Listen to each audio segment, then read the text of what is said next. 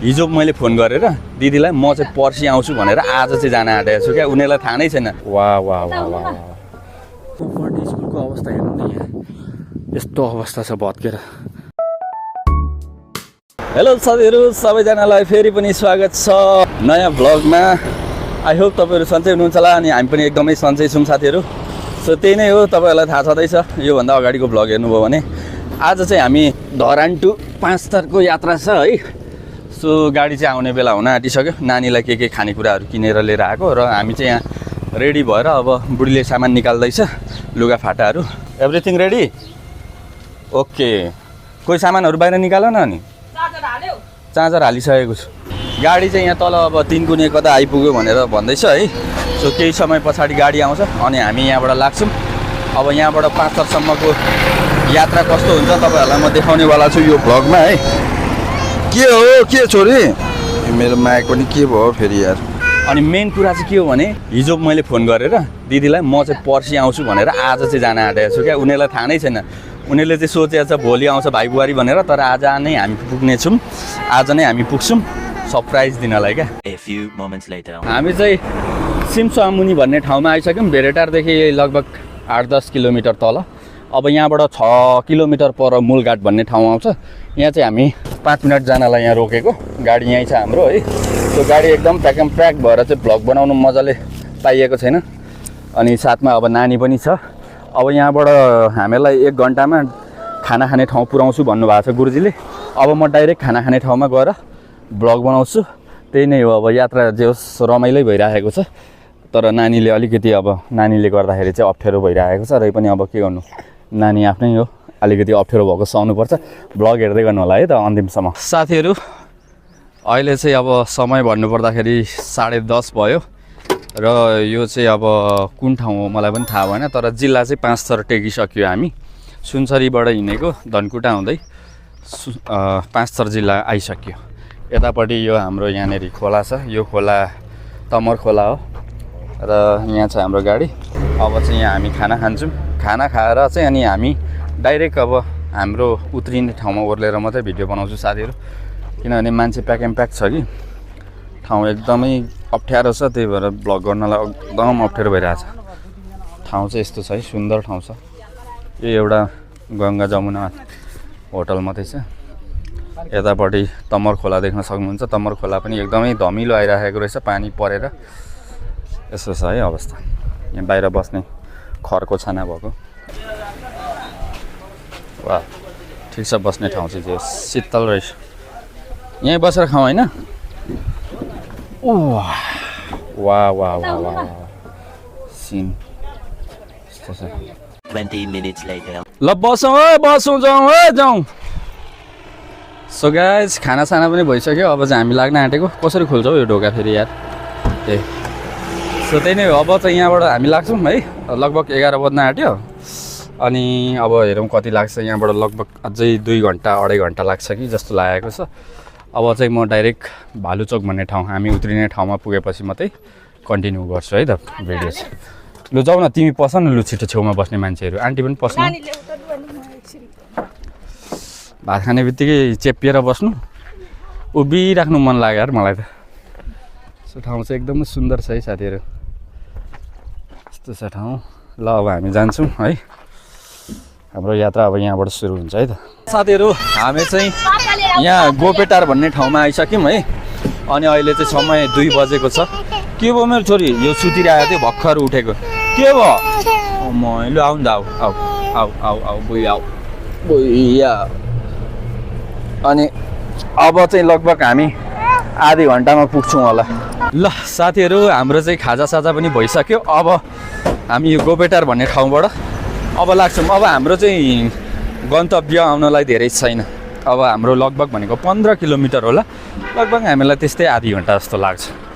उकालो ओह्रालो नै छ, त्यही नै हो। अनि अर्को कुरा चाहिँ अब मैले गाडीको झ्यालबाट खिच्न चाहिँ पाइनँ आउँदाखेरिको केही क्लिपहरू, त्यसको लागि सरी भन्न चाहन्छु साथीहरू है। अब हाम्रो खाजासाजा सबै भइसक्यो। अब सबैजना गाडीमा आउँछ। पहिले चाहिँ हामी नै भइएछ। मेरो छोरीको पनि त्यही खुसी छ म नयाँ ठाउँ आउनु पाउँदा। अनि यहाँको साथीहरू है हावा यस्तो फ्रेस हावा, यति चिसो, यति आनन्द है। धरानबाट आउँदा त यहाँ त कस्तो आनन्द लागेको। सर्ट गएको ओलो ओलो ओलो ओलो कसले? A few moments later. Wow guys, finally हामी चाहिँ आइसक्यौँ है। यो हो 5 थरको अमरपुर भन्ने ठाउँ। हामी चाहिँ पर चोकमा उत्रौँ भनेको, तर परबाट अलिक लामो बाटो पर्छ तल झर्नलाई। सो त्यही भएर यहाँ हामी, यहाँ हाम्रो मामा माइजूको घर हो, यहाँ रोडकै छेउमा थियो, त्यही भएर यहीँ ओर्लेको। अनि तपाईँहरूलाई यतापट्टि देखाउँछु म पढ्ने स्कुल है, यो पुरानो स्कुल साथीहरू। म तल्लोपट्टिबाट देखाउँछु, मेरो श्रीमती र छोरी तल पुगिसक्यो। अब हामीलाई यहाँदेखि तल जानुपर्ने, ऊ तल। साथीहरू तपाईँहरूलाई अब म एकचोटि यो मैले पढ्ने स्कुल मजाले देखाउँछु ल। अहिले म पढ्ने स्कुलको अवस्था हेर्नु न, यहाँ यस्तो अवस्था छ भत्केर। आजभन्दा 16-17 वर्ष अगाडि म यो स्कुलमा पढ्थेँ। स्कुलको नाम देख्न सक्नुहुन्छ, श्री अमरज्योति निम्न माध्यमिक विद्यालय, स्थापित 2042 सालमा। अमरपुर 1-5 थर भनेको देख्न सक्नुहुन्छ। यहाँ हामी लाइनमा बस्छौँ, पिटी खेलाउन भन्छ नि, पिटी खेलाउनलाई यहाँ हामी टक्क लाइनमा बस्थ्यौँ। अनि यहाँ यो फलाइ चाहिँ यो चौताराबाट चाहिँ सर्मिसले सट्ट यहाँनिर चाहिँ सर्मिसहरू उभिनुहुन्थ्यो। सर्मिसहरू उभिएर अनि सयौँ थुङ्गा गाउँथ्यौँ हामीले। त्यति बेला यो एउटा अफिस भनौँ न, यहाँ चाहिँ सर्मिसहरू बस्ने अफिस, र यो चाहिँ क्लास थियो। 1 क्लास 2 3 4 5 6 7 8, यो चाहिँ 8 क्लास, यो सिधा लाइन। तर अहिले चाहिँ यो बन्द भइसकेको छ, फुल्ली बन्द भएर अहिले चाहिँ यहाँ माथि त्यो माथि देखिरहनु भएको छ नि, यता माथि बनाएको छ। सो यो चाहिँ अब ढुङ्गा र माटोबाट बनाएको थियो। यहाँनिर देख्न सक्नुहुन्छ ढुङ्गा र माटो अनि काठको यसरी लाएर बनाएको थियो। म पढ्ने स्कुल यस्तो अवस्थाको छ अहिले साथीहरू। यो बाटो यति छिटो कुदिन्थ्यो, ओह्रालो उकालो यति छिटो गरिन्थ्यो, अहिले बानी हराएछ, त्यो बानी हराएछ। यो गाउँ, यो सबै यो गाउँलाई राई गाउँ भन्छ, किनभने यहाँ सबै जातका राईहरू मात्रै बस्छन् धेरै जस्तो। अरू पनि छन् त, तर 1-2 घर मात्रै छ। धेरै राई भएर राई गाउँ 1 नम्बर पर्छ यो 5 थर। हामी चाहिँ उमासतिरबाट आएको। यहाँनिर चौतारा रहेछ र हावा मिठो चलिरहेछ। यहाँ तपाईँहरूले पत्ता हल्लिएकोबाट थाहा पाउनुहुनेछ। र नानी यहाँ मस्त निदाइ कि क्या हो यो त? के हेर्दैछ त्यसले? आमा पैसै छ त हौ बुढीसँग त। नि के हो, सारा धनी हो।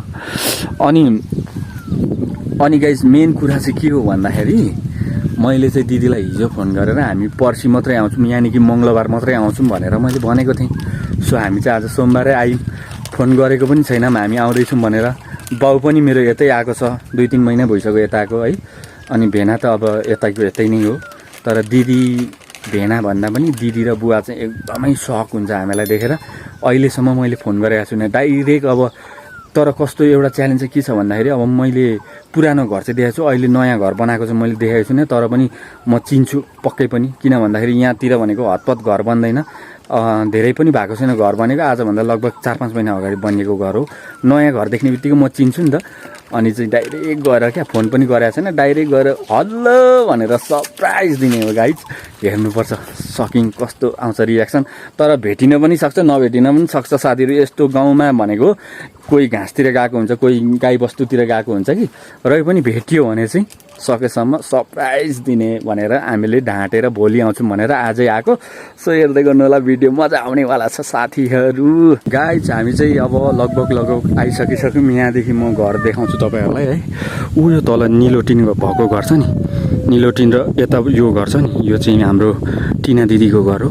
दिदीको घर यता त्यो पुरानो टिन भएको चाहिँ घर, यता निलो टिन भएको चाहिँ किचन हो।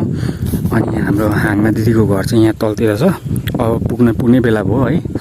सो उतानिर अगाडि दोकान छ, त्यहाँबाट चिसो लैजाउँ भनेको त बन्द भएको रहेछ। अघि हामी आएको रोड माथि, यो माथि सल्लेरी डाँडाबाट यस्तो घर माथि गएर आएको। भोलि हामी पारि जानुपर्ने यार। भोलि हुन्छ कि पर्सि कहिले हुन्छ गइ चाहिँ हुन्छ, तर जान चाहिँ लु सरप्राइज दिन जाउँ होइन बुढी? अब रेडी हो? Okay let's go. A few moments later.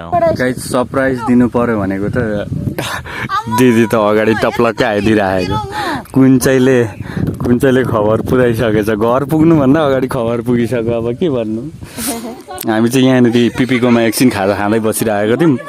अघि खबर यहाँ आइज यहाँ यहाँ आइज न यहाँ किन हामीले कहिले आउँछौँ भनेको तिमी भन् त 6 गते आउने भनेर भनेको अनि आज कति गते हो अनि गाडी नै मिलेन भनेको सरप्राइज हाम्रो प्र्याङ्क नै फेल भयो नि त हो साथीहरू अनि छ्या यत्रो मेहनत गरेर ढाँटेर आएको केही कामै भएन ओए तँलाई भोलि आउँछु भनेर भनेको थिएँ कि थिइनँ भन् त भनेको थिइस् त नि अनि आज आएको अब चाहिँ रुमहरु केही मिलाएको छैन जेसुकै गर्न अब तेरो दिदी भेना होइन अब भाइ बुहारी हो अब आज भाले ढाल्छस् कि सुँगुर ढाल्छस् अब के खाँदैस् त्यही पकाएर खा ल काब्राको घाँस यहाँनिर देख्न सक्नुहुन्छ हावा कस्तो चलिरहेको छ देख्न सक्नुहुन्छ माथि मेरो माइकको ब्याट्री पनि सकियो अब मोबाइलबाट डाइरेक्ट बनाउँदैछु आवाज भ्यार भ्यार आइराखेको होला है सो यस्तो छ लभली ब्युटिफुल ठाउँ छ नि त होइन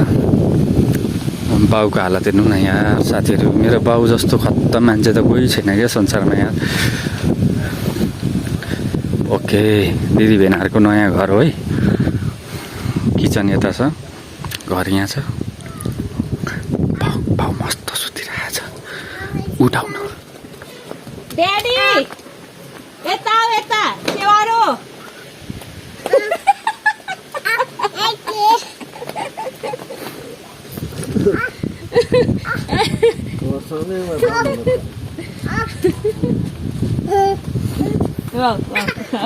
चिनियो काब्राबटे माइला के हो हालत यस्तो खोइ तलदेखि माथि देखाउँ बौला जुत्ता ऊ आइया लड्यो